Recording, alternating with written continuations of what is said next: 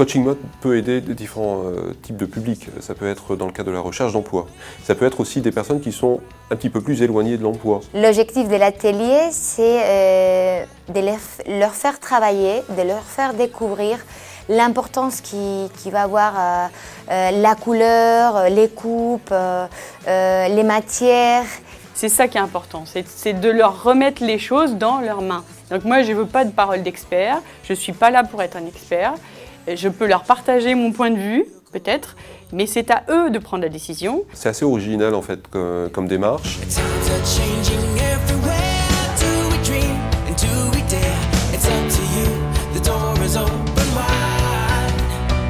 Le look dans un entretien d'embauche est un peu la carte de présentation. C'est la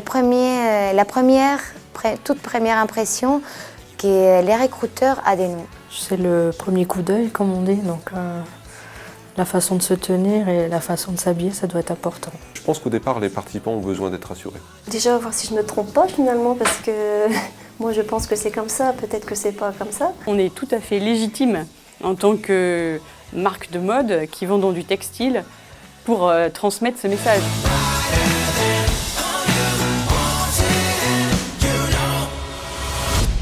Là, ils vont être bien, ils vont être à l'aise dans leur basket, ils vont être eux.